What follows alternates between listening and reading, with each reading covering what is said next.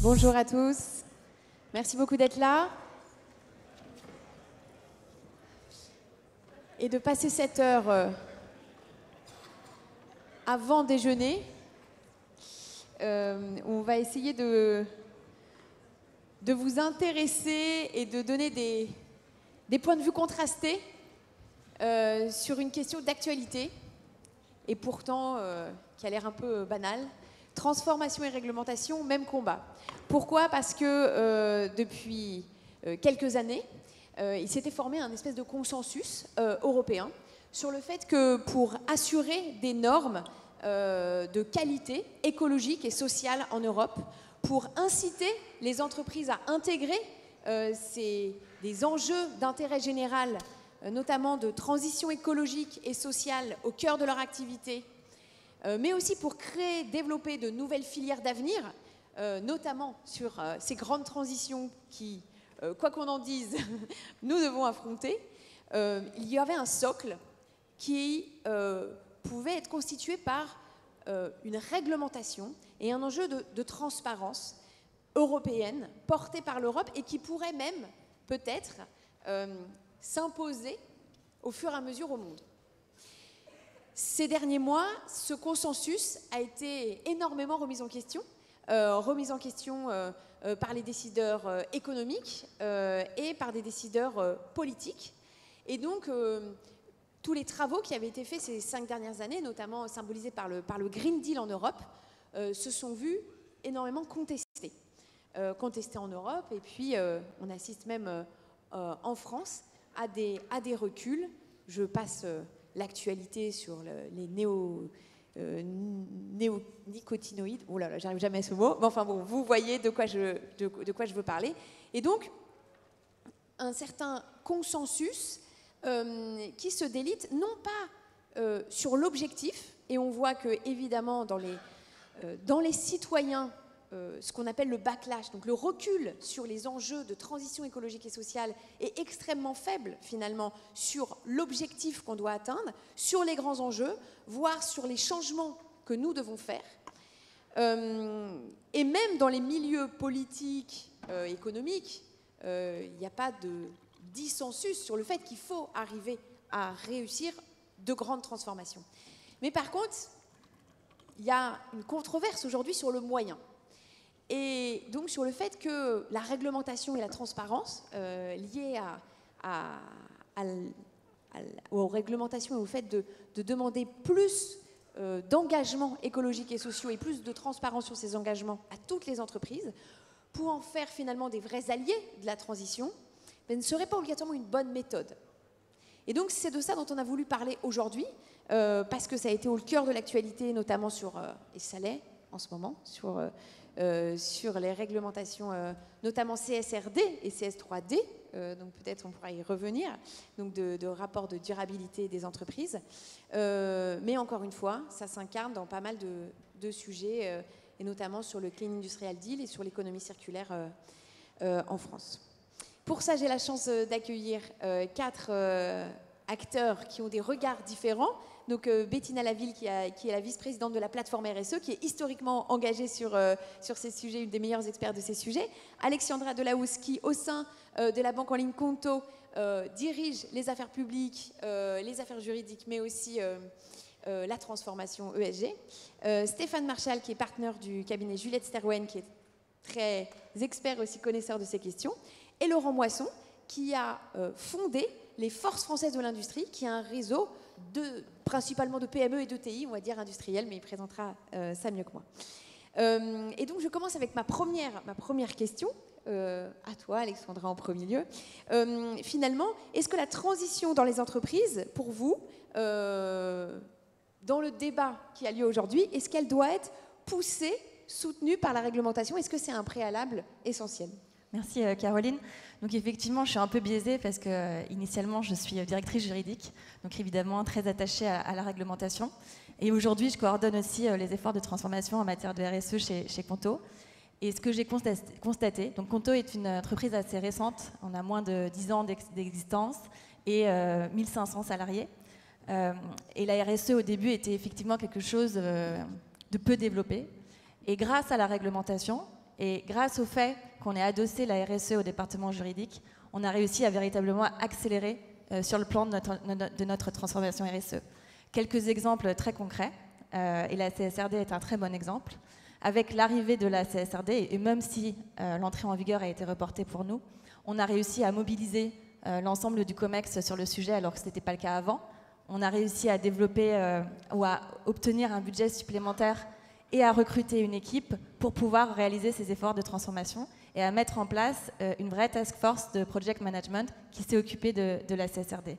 Et on a eu la chance de pouvoir le faire en amont de l'entrée en vigueur et de faire presque un exercice à blanc de la CSRD. Et ce que j'ai constaté, c'est que le sujet en interne a vraiment suscité de l'attention et qu'à l'inverse de d'autres projets qu'on développe en interne, on réussissait à avoir beaucoup de répondants de la part des équipes et donc d'en faire un exercice véritablement transversal. Donc effectivement, il y a des contraintes, effectivement, on a un peu galéré parce que le texte n'était pas toujours clair, mais ça a quand même été un vecteur d'accélération assez important, en tout cas chez Conto, pour la transformation en matière de RSE. Et alors Stéphane, vous êtes aussi en lien direct avec les entreprises, donc vous avez eu des dizaines d'entreprises qui sont venues vous voir, qui vous ont dit c'est l'horreur, ces réglementations qui nous tombent dessus, comment on va s'en sortir, ou au contraire, ça vous a permis d'avancer? Oui, oui, et d'ailleurs les cabinets de conseil sont souvent cités comme les principaux bénéficiaires de la CSRD, donc on peut en parler librement. Effectivement, enfin nous, chez Juliette Serwen, on accompagne effectivement nos clients depuis longtemps sur ces sujets d'impact. Donc oui, les clients sont venus nous voir au moment de la sortie de la réglementation, et on estime de toute façon que sans réglementation, c'est difficile de faire bouger la place et l'ensemble des entreprises sur des sujets qui les dépassent. Les sujets de transition, ça dépasse chaque entreprise. On a bien sûr des exemples parmi nos clients qui n'ont pas attendu la réglementation pour se lancer dans l'économie circulaire, pour se lancer sur la création de consortiums. On travaille dans le luxe, par exemple, et vous connaissez peut-être les consortiums dans le luxe autour de l'industrie textile, des choses qui ont été menées en dehors de la réglementation. Mais pour avoir un impact global, il faut ces réglementations. Mais il ne faut pas que ces réglementations, il faut aussi des incitations des pouvoirs publics. Il faut un rôle des investisseurs. Il faut surtout que l'entreprise elle-même adapte son modèle économique autour de ces transitions. Donc ça fait partie de nos travaux à nous en tant que cabinet de conseil, de pouvoir accompagner nos clients sur cette transformation de leur modèle économique. Voilà. Et peut-être pour casser un mythe sur le fait que nous serions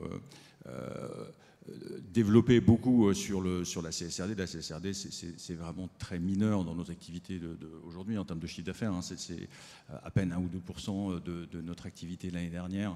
Je ne parle pas de Juliette Serwen, je parle de l'ensemble des cabinets de conseil. Ce qui nous anime et ce qui est un relais de croissance pour nous, cabinets de conseil, c'est d'accompagner nos clients dans les transitions, alors l'application de la réglementation, mais surtout les transitions et la transformation de leur modèle économique.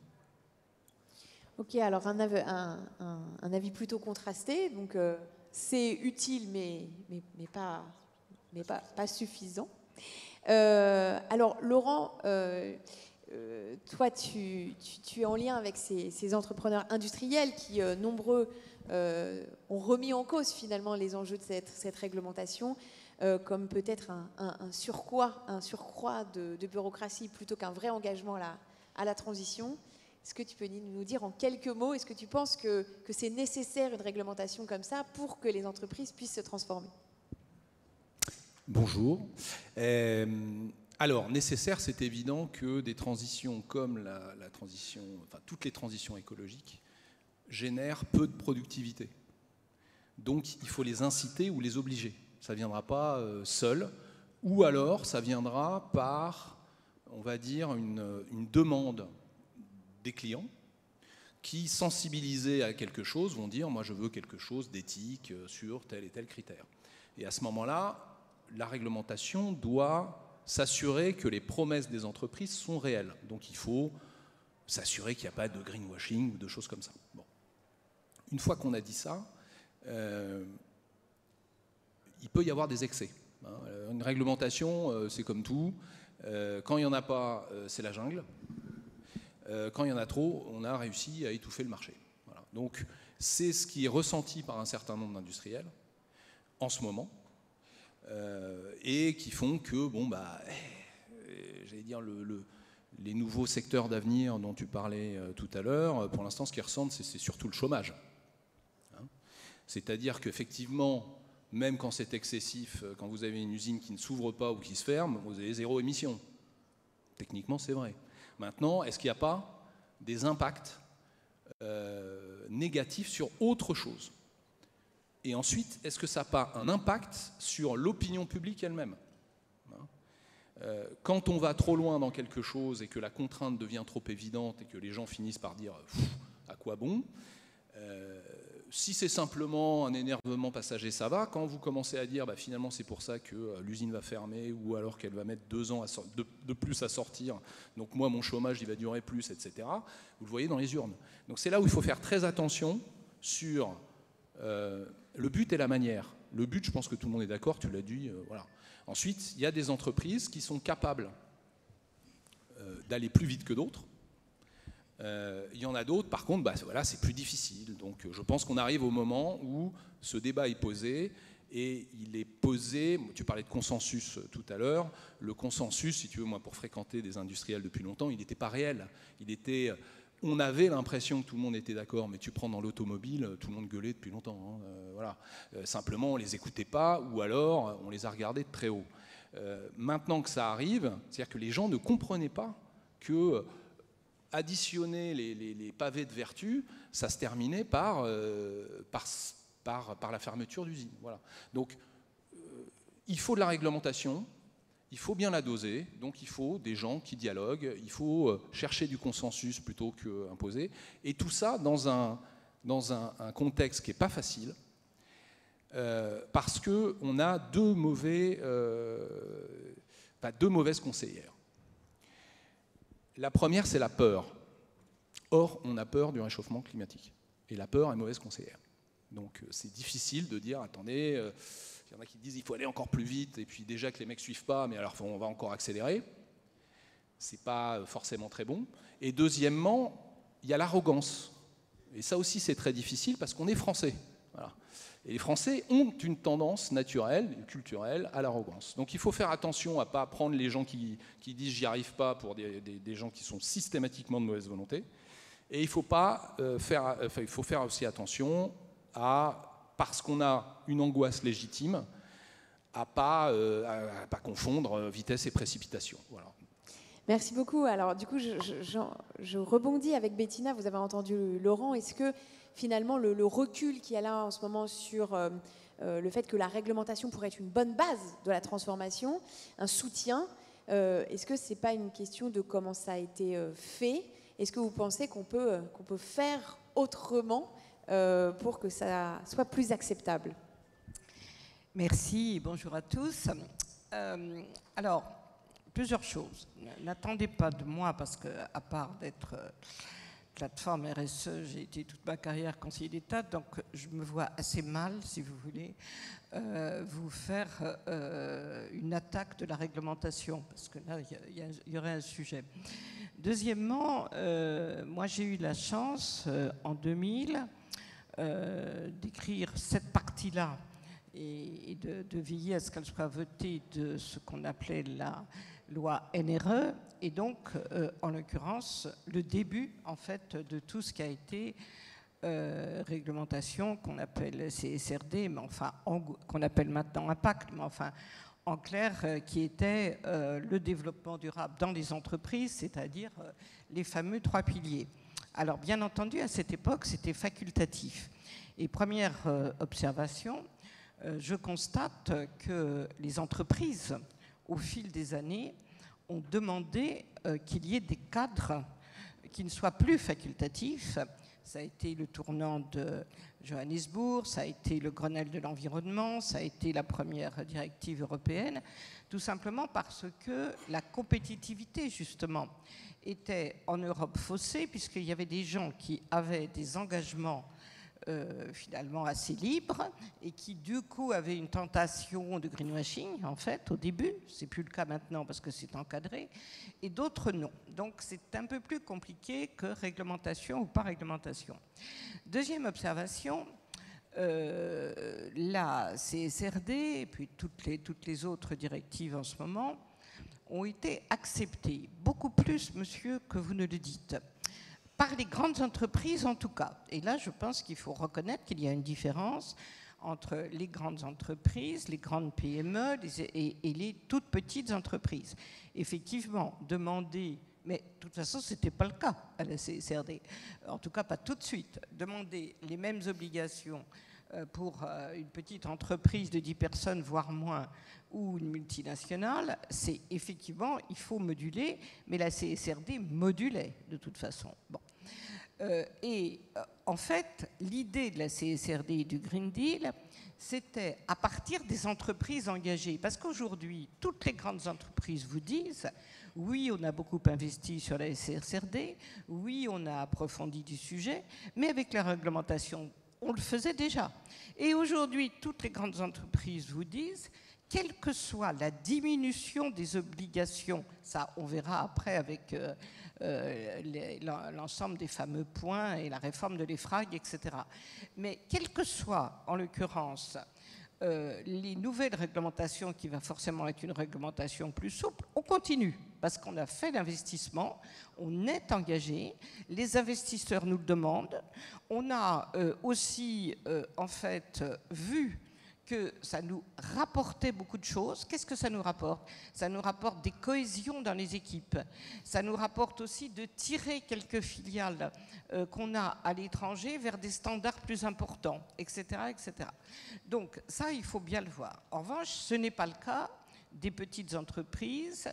Et c'est vrai que les PME, je vais reprendre votre expression, avaient assez peur, en fait, de devoir faire face dans les 1 ou 2 années enfin 3 en l'occurrence plutôt, pour la première CSRD, à des obligations très fortes.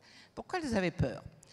La première, c'est qu'il y a eu un glissement parallèle, si j'ose dire, au Green Deal.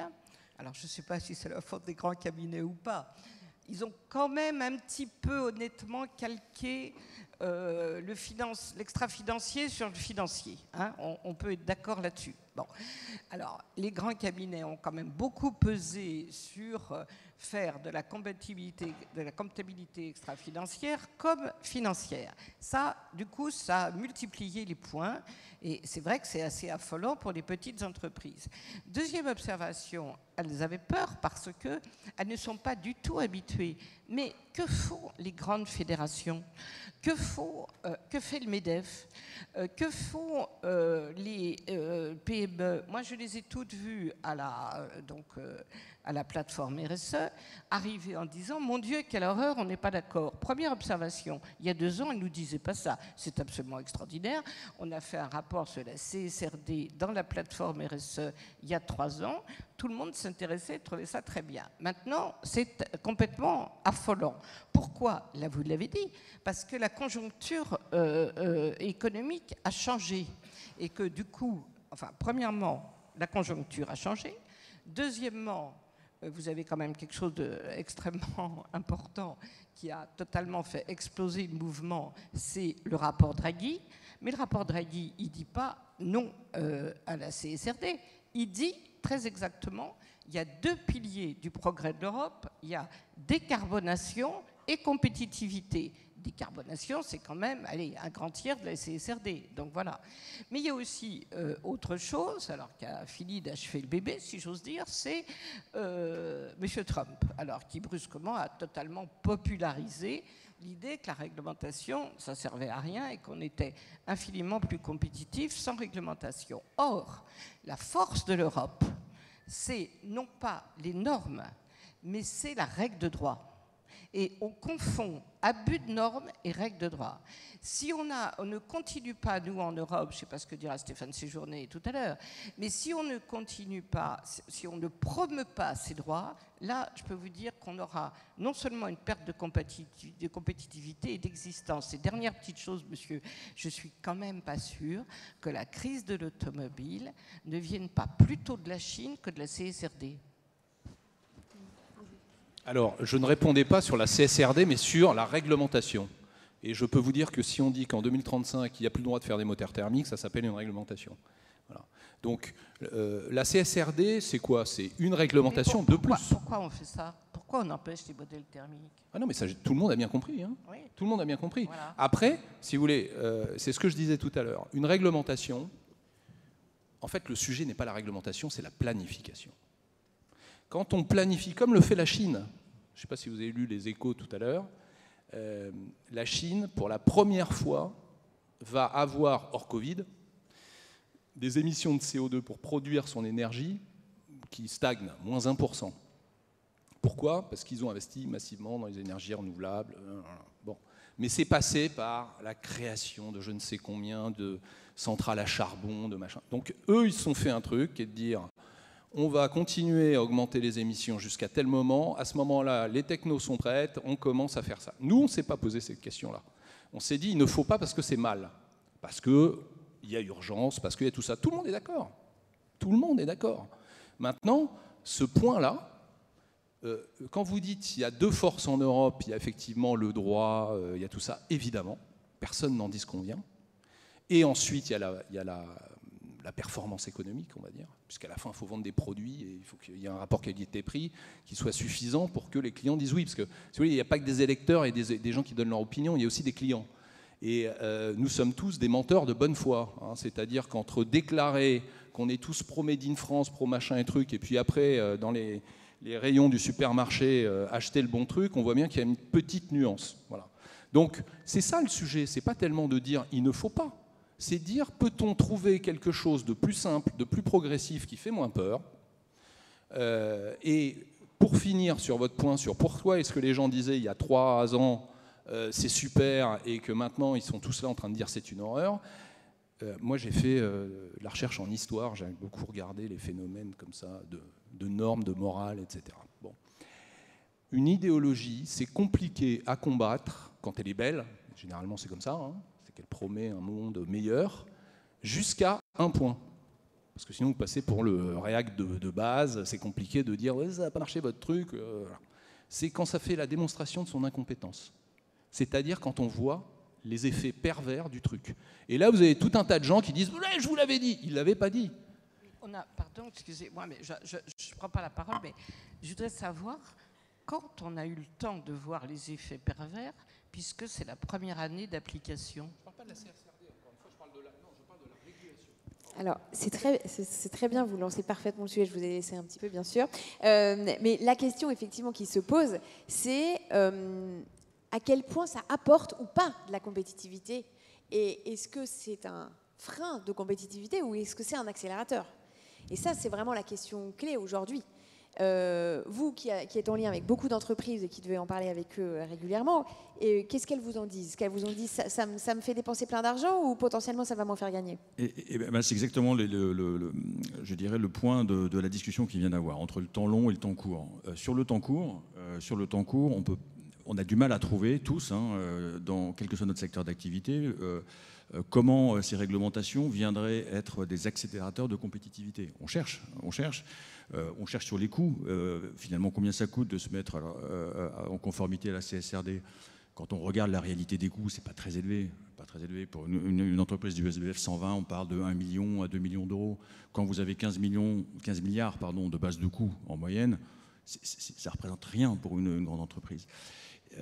Donc il y a quelques enjeux de compétitivité sur les coûts, mais c'est pas ça le cœur du sujet. Le cœur du sujet, c'est que ces réglementations, elles imposent de changer les business models, elles imposent de changer les modèles opérationnels, de se poser des nouvelles questions et de transformer en profondeur son modèle économique. Et c'est ça qui est difficile. C'est là où on a un risque de perdre de la compétitivité. On parlait tout à l'heure de l'industrie automobile. Hein, on est dans ces moments charnières. Est-ce qu'on perd de la compétitivité par rapport aux Chinois, par rapport à d'autres producteurs, ou est-ce que on saisit l'opportunité pour créer un nouvel avantage compétitif? Et ça, l'avantage compétitif, c'est du long terme, c'est pas du court terme. C'est un enjeu qui est qui ne parcourt pas toute l'économie de la même façon. Hein. Nous, on a des clients dans le secteur primaire, dans le secteur secondaire, dans le secteur tertiaire. Dans le secteur tertiaire, on est quand même moins tendu, globalement, hein, et nous, on fait aussi partie du secteur tertiaire, on est moins tendu sur les transitions. On a des enjeux de transition, mais qui ne sont pas du tout au niveau de nos camarades du secteur secondaire ou du secteur primaire. Donc, on n'a pas tout à fait les mêmes enjeux, et donc, on a beau jeu, nous, d'expliquer à nos clients dans le secteur financier. Alors, Alexia, je ne parle pas spécialement de Conto, est-ce que vous êtes plutôt en avance sur ces sujets-là, mais nos grands clients dans l'assurance ou dans la banque, finalement, les transitions, pour eux, c'est des choses qui sont assez bien intégrées, c'est des secteurs qui ont l'habitude de la conformité, donc il y a une sorte de facilité. Dans l'industrie, dans l'automobile, dans l'agroalimentaire, c'est une autre paire de manches. Donc, est-ce qu'on arrive à créer des avantages compétitifs ? C'est un travail. La réponse, c'est il va falloir. Comme dans chaque révolution industrielle ou économique, on est dans ce stade-là. L'enjeu des entreprises accompagnées par les cabinets de conseil ou pas, mais c'est effectivement de se projeter sur le moyen et sur le long terme. Aujourd'hui, on ne peut pas dire que ça soit un avantage un désavantage compétitif majeur pour les entreprises européennes. Globalement, les entreprises européennes ce sont des groupes mondiaux qui ont les moyens de s'adapter au niveau mondial, soit on est sur des PME qui, pour l'essentiel, interagissent qu'en Europe, et en Europe, on est tous soumis au même règlement. Donc je pense qu'il ne faut pas trop se comparer par rapport aux autres zones économiques, mais davantage par rapport à un temps long où vos clients, on en parlait tout à l'heure, vont vous demander au fur et à mesure de plus en plus de vous adapter. Est-ce que vous, Alexandra aussi, chez Conto, vous voyez ça comme un potentiel avantage aujourd'hui, peut-être demain, d'être plus en avant sur ces sujets? Est-ce que vos clients aussi, vous sentez qu'ils le voient comme un asset économique potentiel à court, moyen, long terme? Comment vous voyez ça? Alors, je suis tout à fait d'accord avec cette question du court terme et du long terme. Et c'est vrai que la CSRD, aujourd'hui, c'est trop récent pour véritablement savoir si ça va être un atout de compétitivité pour les entreprises. Mais un parallèle qui peut être intéressant pour voir comment en fait, les entreprises arrivent quand même toujours à s'habituer, y compris quand au début il y a beaucoup de critiques, c'est le RGPD en matière de protection des données personnelles, pour lesquelles on a plus de recul. Et on se souvient qu'au moment où ça a été mis en place, ça a aussi été beaucoup critiqué. Aujourd'hui, on voit quand même que dans les entreprises, et pas seulement les entreprises qui sont habituées aux questions de la conformité comme dans le secteur financier, dans toutes les entreprises, le RGPD a quand même pas mal fait son bout de chemin. Et aujourd'hui, ça fait partie des éléments qui définissent un modèle d'entreprise européenne et donc qui définissent aussi des valeurs, un système et donc potentiellement aussi une source de compétitivité. Donc, en ce qui concerne la CSRD, c'est difficile de répondre aujourd'hui. Mais moi, j'espère effectivement que ce sera un atout en matière de compétitivité. Dans un premier temps, c'est surtout des coûts. On en a parlé, je suis d'accord avec ce que disait aussi Stéphane, les cabinets de conseil ont énormément pour l'instant bénéficié de l'arrivée de la CSRD. Pas tant que ça. Alors pas tant que ça, mais en tout cas ce que j'ai remarqué, qui peut peut-être être intéressant s'il y a des entreprises dans la salle, c'est le fait que dans la mesure où c'est un exercice nouveau, la CSRD, l'exercice de double matérialité, il n'y a pas encore de normes de marché et donc les cabinets de conseil proposent des tarifs qui peuvent aller de 1 à 10 et donc il y a sans doute un intérêt à se renseigner auprès de ses pairs pour savoir quel est le coût raisonnable de l'exercice et pas se faire non plus avoir. Mais donc c'est un coût, mais c'est un coût qui est aussi un investissement. Je remarque que le fait d'avoir fait cette première exercice de reporting CSRD, ça a été assez lourd. On a travaillé avec toutes les équipes dans l'entreprise, mais ça a mobilisé des gens et certaines équipes, ils voient vraiment un intérêt pour eux parce que ça leur permet de structurer leurs propres données. Je pense par exemple au RH qui avait avant des dizaines d'indicateurs avec des méthodes de calcul qui changeaient d'année en année, qui étaient difficiles à retrouver. Quand les personnes quittaient l'entreprise, il n'y avait pas de suivi de la donnée. Et grâce à la CSRD, ils y voient quand même un gain de temps dans les prochaines années pour pouvoir récolter de la donnée et faire leur propre communication en interne, mais aussi en matière de marque employeur. Parce que quand on a de la donnée efficace sur laquelle on arrive à communiquer en externe, c'est de nature à renforcer la marque employeur et donc un élément de compétitivité. Et ça, c'est qu'un exemple, mais je pense que c'est applicable à beaucoup d'autres équipes dans l'entreprise. Laurent, je me posais aussi comme question, on a parlé effectivement du fait que potentiellement, il n'y a pas de gain court terme, il peut y avoir des gains moyen long terme. Il y a aussi l'enjeu qu'en France, pour parler du coup de chez nous, on a des normes écologiques et sociales déjà de très haut niveau. Et je pense que tout le monde en est fier. Et tout le monde en est fier. Et il y a peut-être un enjeu aussi avec ces réglementations européennes, peut-être une interrogation, pourquoi on peut le refuser en France, parce que c'est une harmonisation vers le haut pour justement pour que tout le continent s'y mette. Est-ce que ce n'est pas un moyen de renforcer la compétitivité des Français quand on développe des normes européennes qui vont finalement faire monter le niveau des normes de plein d'autres pays qui peut-être n'ont pas les mêmes? Le mythe de l'exemplarité du bon élève. Exactement. Non, ça ne marche pas. Bon, enfin non. Un mot sur la performance. Quelles que soient les normes, je ne parle pas uniquement de la CSRD, vous avez tout à fait raison, on ne peut pas savoir, on ne l'a pas encore appliqué. Bon. L'empilement des choses, c'est finalement, les normes, c'est quoi? C'est la traduction juridique d'un certain nombre de valeurs. On a des valeurs européennes qui nous distinguent. Il faut les garder. Mais il faut les garder et il faut les défendre. On ne sera pas compétitif avec n'importe quelle norme qui viendra si on n'interdit pas aux produits qui viennent d'ailleurs, qui ne respectent pas ces normes, de vendre aux mêmes conditions que les entreprises qui acceptent de jouer le jeu. Le sujet principal, il est là.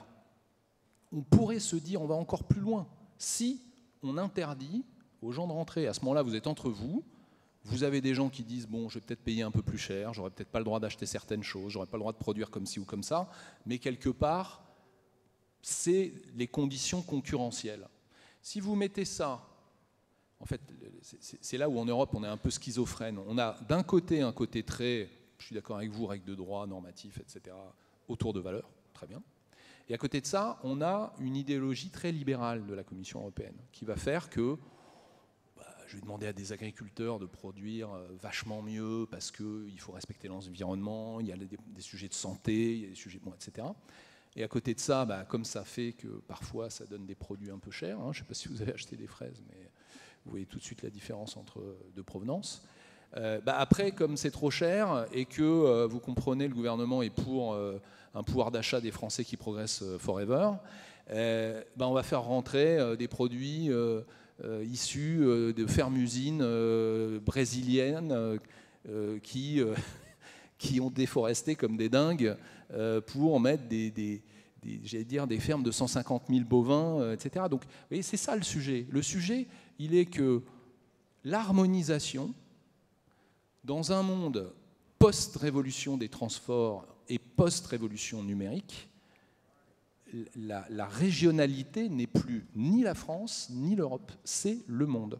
C'est-à-dire que, vous le voyez auprès de nos chérubins qui font les marches du climat, ils se fringuent tous en Chine. Donc, plus on augmente les contraintes des quelques dernières personnes qui font du textile en France en essayant que ça soit super bien et tout, je peux vous dire, moi j'en connais plein, ils sont admirables, je ne sais même pas comment ils font. Et à côté de ça, vous avez combien? Des millions, des dizaines de millions de colis qui rentrent tous les ans de Chine. Ils ne payent même pas la TVA, les mecs. Donc c'est ça le problème. Moi je suis d'accord avec vous, madame. Soyons exigeants. Voilà, mais on est exigeant, vous voyez, c'est comme un club privé. C'est soit vous voulez être une communauté, c'est-à-dire tout le monde rentre et puis on verra bien, soit vous voulez être un club. Un club, la porte doit être lourde. Vous ne pouvez pas rentrer comme ça parce que vous n'avez pas été reconnu par vos pairs. C'est pareil. L'Europe, si on est exigeant, on protège les gens à qui on demande de faire des efforts. Et là, je peux vous dire, tout le monde est d'accord. Même moi. Bettina, je vais sur ce volet que vous avez... Mais en parlant des grandes entreprises, justement, de comment, finalement, les règles peuvent être appliquées à tout le monde. On a parlé aussi du fait que que ces réglementations, elles permettent une transparence et qu'on va demander cette transparence en extraterritorialité, c'est-à-dire à toutes les entreprises mondiales, justement, pour que ces règles, elles puissent s'appliquer à tous. Qu'est-ce que vous en pensez? Est-ce que vous pensez que c'est une possibilité, pour rebondir sur ce que dit Laurent, d'obliger tout le monde à faire comme nous, sinon la porte ne s'ouvre pas, ou pensez-vous que ces modalités soient un petit peu incantatoires? Vaste sujet. Alors, premièrement, il y a quand même une énorme question de temporalité. Il faut bien en tenir compte. Il y a des pays plus avancés dans toutes les normes environnementales. C'est en gros les pays d'Europe, pas tous à égalité. Hein. D'une part parce qu'au sein de l'Europe, il y a quand même des délais pour les derniers pays ou pour des pays plus pauvres. Et d'autre part, il y a des pays qui n'ont pas de délai mais qui savent s'en donner, genre l'Allemagne. Pourquoi, par exemple, il y a eu tellement de retard sur la réglementation du thermique, si bien que tout d'un coup on a mis une date? C'est parce que, moi j'ai été à Matignon 2 fois dans ma vie, c'est parce que tous les lobbyistes venaient voir les décideurs pour dire « Ah non, non, cette réglementation c'est trop forte, etc. » Donc il y a 25 ans de ça. Donc il ne faut pas être étonné que du coup, je veux dire, aujourd'hui on ait un peu de retard. Deuxièmement, temporalité, là vous avez dit, Alexia, un mot extrêmement important, c'est le mot investissement. Il est absolument évident, si on me demande, comme vous le faites, est-ce que la rentabilité est au rendez-vous aujourd'hui? Alors, je suis moins sévère que vous, mais non, elle ne l'est pas, il faut bien le reconnaître. Tant qu'on n'aura pas considéré ces normes, je reviendrai sur le trop de normes en général, mais je parle là, moi, je reviens au sujet des CSRD. Quand on n'aura pas considéré ces normes comme un investissement sur l'avenir, et tant qu'on n'aura pas traduit en comptabilité, en fait, dans le bilan, que c'est un investissement, et non pas une dépense. Hein, je vais m'arrêter là parce que je ne suis pas tout à fait spécialiste. Mais ça, c'est énorme, ça. C'est un investissement pour le long terme. Je vais vous donner l'exemple des amortissements, qui me rend absolument malade. Les amortissements, en l'occurrence, plus vous avez, en l'occurrence, enfin, plus vous avez sous votre contrôle, plus vous amortissez vite, en fait, et plus vous avez une rentabilité. Or, l'économie circulaire ou l'économie, ou toutes les économies durables, c'est le contraire, puisque vous devez garder le produit. Déjà, au sein même de la comptabilité d'entreprise, vous avez un énorme empêchement de valoriser la durabilité.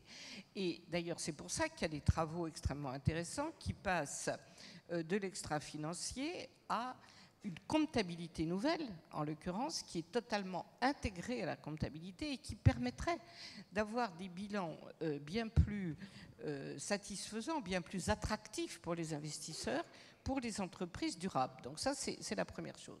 Deuxièmement, là où je suis tout à fait d'accord avec vous, monsieur, et puis avec Alexia, c'est qu'en l'occurrence, il faut un environnement général.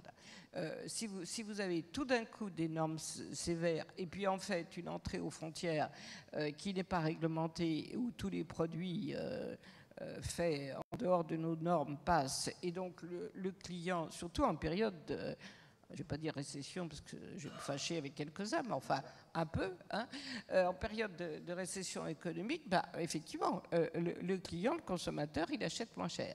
Donc là, vous avez, et c'est ça qu'on appelle le changement de modèle.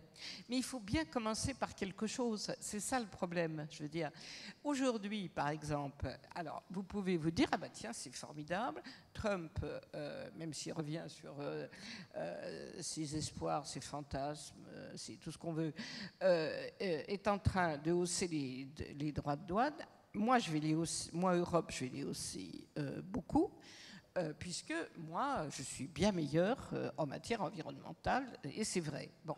Sauf que là, tout le monde s'écroule. Et comme tout le monde s'écroule et que la Chine est plus forte que nous, et les États-Unis aussi, nous, on s'écroule des premiers. Donc, c'est pas génial. Donc, l'entrée des droits de douane est très dangereuse. Voilà. L'entrée de la réglementation elle a des inconvénients, ça je souscris tout à fait. Donc il faut une espèce d'équilibre pour peu à peu changer de modèle. J'observerai quand même que la Chine vient d'adopter une CSRD. Et cette CSRD, c'est la copie de la CSRD premier modèle. Alors, curieusement, en Chine, figurez-vous que les industriels ne se révoltent pas. Il faut que je me demande pourquoi, mais je suis sûre que vous allez trouver tout seul. Bon. Donc là, effectivement, vous avez une application. Parce qu'en plus, on est des démocraties. Enfin, presque, au niveau européen actuellement. Donc, je veux dire, tout ça est horriblement compliqué. Alors, si on veut simplifier, moi, je suis d'accord avec vous qu'il y a trop de réglementation. Ce pays est le pays qui a le plus de codes, parce que nous, alors, on est parfait, parce qu'on vote des lois, puis après, on les codifie, d'accord ? Donc, il y a un nombre de codes absolument effarant. Moi, j'ai passé pas mal de ma vie au Conseil d'État, je ne les connais pas tous, donc il y a un petit sujet, vous voyez. Bon. Donc, ça, je veux dire, c'est évident. Il y a trop de réglementation, et d'ailleurs, le Conseil d'État le dit lui-même. À chaque rapport annuel, il dit mais qu'est-ce qu'il peut faire, le Conseil d'État ? Il voit arriver les réglementations des ministères. Et moi, je peux vous dire, en ayant été à l'intérieur, que, je veux dire, on dit au ministère, mais c'est pas possible, vous nous avez donné ça il y a 2 ans. Bon, et le ministre il répond, ah non, mais je veux ma loi.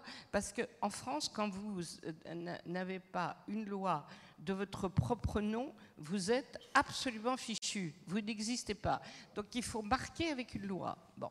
Donc, ce pays qui est toujours assis sur le code civil, je voudrais juste savoir, même s'il y a des principes évidemment sur lesquels je suis d'accord, je voudrais juste avoir la similitude entre l'environnement économique de Napoléon et nous aujourd'hui. Bon. Donc, au point de vue économique, c'est toujours le code civil, les grandes règles économiques. C'est d'ailleurs pour ça qu'on a eu tant de mal au moment du rapport de Mme Notat, etc., à changer quelques règles et à faire l'entreprise à mission tout en ne dérogeant pas au code civil. N'oubliez pas, et là je vais finir, n'oubliez pas que l'entreprise n'existe pas en France juridiquement. Le mot entreprise, c'est le seul pays au monde où on ne sait pas ce que c'est qu'une entreprise. On sait ce que c'est qu'une société. Et on a essayé de faire avancer. Alors là, c'est le Conseil d'État, je peux vous dire, enfin je ne devrais pas le dire, a dit, bon Dieu, mais c'est pas possible, c'est pas dans le Code civil, parce que changer le Code civil, tout le monde tremble. Bon, il n'y a pas d'entreprise en France, il y a des sociétés. Donc, moins de normes, mais pas forcément moins de CSRD, qui sont les normes qui aident le changement de modèle. Voilà. Merci beaucoup. Alors, on arrive vers la conclusion. Laurent, je sais que tu veux réagir, donc je te laisse avec la dernière phrase et après je vous ferai conclure. Non, c'était juste une blague. J'ai un truc pour vos ministres qui veulent leur loi. J'ai proposé la même chose à des députés récemment. Il n'y a qu'à faire comme en Italie. Vous faites voter toutes les lois que vous voulez et on ne les respecte pas. Tout le monde est content. Ça marche à tous les coups. Ou alors vous créez des agences qui sont là pour essayer de faire respecter les lois et vous mettez aucun employé. Et après vous dites, ah, c'est marrant. Nous, on n'a pas de problème, hein. Ça va bien. Bon, si je comprends bien, vous êtes en train de me dire que la meilleure manière de respecter les lois, c'est d'être dans l'illégalité. Je vais partir. Alors, Alexandra et Stéphane, je vais vous donner le mot de conclusion. Et sur une petite question, du coup, pour vous, les réglementations, est-ce qu'on pourrait lier réglementation, transformation et donc compétitivité par une comparabilité? Est-ce que vous pensez que c'est possible, qu'on peut arriver à accompagner tous les acteurs économiques à pouvoir se comparer pour finalement créer cette acceptabilité dont parlait Laurent pour qu'in fine, on ait des commanditaires, des clients qui prennent ça en compte en premier lieu? Alors oui, mais ça va prendre un peu de temps. En ce qui concerne la CSRD, il va falloir du temps pour que la performance extra-financière devienne aussi un référentiel en matière de performance des entreprises. Il va falloir que ce soit accepté par tous les acteurs, y compris les investisseurs. Et pour ça, il faut que ça entre en vigueur, qu'il y ait quelques années de tests, et puis ensuite que progressivement la performance extra-financière devienne un élément de mesure de la performance de l'entreprise. Et à ce moment-là, effectivement, ça pourra être un moyen de compétitivité. Il ne faut pas, évidemment, j'ai plutôt été défenseur de la CSRD, parce que je pense que ça peut sur le long terme être un élément de compétitivité. Il faut garder en tête qu'elle doit être pragmatique. Il y a peut-être certaines améliorations qui peuvent être utiles, surtout en ce qui concerne les plus petites entreprises, parce qu'effectivement, le même cadre ne peut pas s'appliquer à toutes les entreprises de la même façon. Un point auquel on réfléchissait en interne chez Conto, ce serait la possibilité, en fait, pour des plus petites entreprises, pendant quelques années, 3 ou 5, de volontairement décider de ne pas reporter sur certains des indicateurs, dès lors que l'entreprise motive le fait que ça peut être une atteinte à sa compétitivité. Puisque sur des nouvelles entreprises, sur des business models qui sont en création, effectivement, on est beaucoup plus exposé à la concurrence, et la confidentialité de certaines informations peut être clé à conserver, pas tout au long de la vie de l'entreprise, mais pendant quelques années charnières. Donc réfléchir aussi à ça, comment on peut modifier les dispositifs en place pour prendre en compte la compétitivité des entreprises qui sont les plus fragiles. Oui, et moi je m'inscris complètement dans ce que vous dites, Alexia. C'est indispensable, la mesure est indispensable et on le sait, quel que soit le sujet, justement pour se dire à quel moment on est dans l'idéologie, à quel moment on est dans la préservation des intérêts économiques. La discussion tout à l'heure semblait circonscrire les enjeux de durabilité aux intérêts économiques. On sait bien qu'il n'y a pas que ça, il n'y a pas que les intérêts économiques dans la durabilité. Il y a les intérêts économiques, tout à fait, mais il n'y a pas que ça.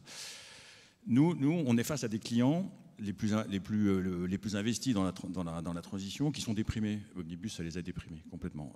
Nos consultants, on recrute des jeunes consultants, 25 ans, 27 ans, ils sortent d'école, ils pensent que le monde est merveilleux encore et qu'il est plein de potentialités.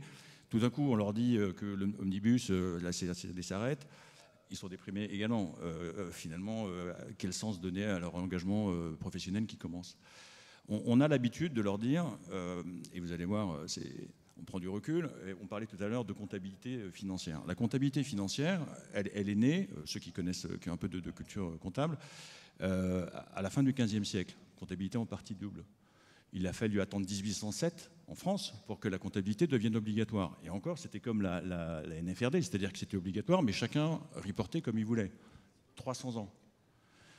Il a fallu attendre encore 150 ans pour que derrière, à la fin de la Deuxième Guerre mondiale, on ait un plan comptable général qui soit un plan comptable uniformisé. Les normes comptables, elles continuent, bancaires, enfin, les normes comptables financières et fiscales, elles continuent à évoluer encore. 5 siècles et demi. On a mis 5 siècles et demi à faire un reporting financier qui soit cohérent, que tout le monde puisse lire. Aujourd'hui, personne ne remettrait en cause le reporting financier. Il n'y a aucune entreprise en France et dans le monde qui vous dirait moi je ne fais plus de comptabilité, c'est trop de contraintes, ça me coûte trop cher. Tout le monde fait de la comptabilité. Bon, notre enjeu, et c'est ce qu'on dit à nos consultants, alors ça les déprime un peu parce que 5 siècles et demi, ça va être un peu long, mais voilà, notre enjeu c'est de se dire, gardons en tête que ça va prendre du temps. On le disait tout à l'heure, on a parlé beaucoup de temps, ça va prendre du temps. Si on s'imagine qu'en 5 ans, on va passer de zéro à quelque chose à maturité qui va nous permettre de changer le monde, on se trompe. Il faudra du temps, il faudra 20 ans, 30 ans, 40 ans, 50 ans. Mais si on ne commence pas un jour, et vous le disiez Bettina tout à l'heure, si on ne commence pas par quelque chose et si on ne commence pas un jour, on restera toujours au même endroit. Merci beaucoup à vous, merci de votre temps, de votre participation. Bon déjeuner à tous et bonne fin de journée. Merci.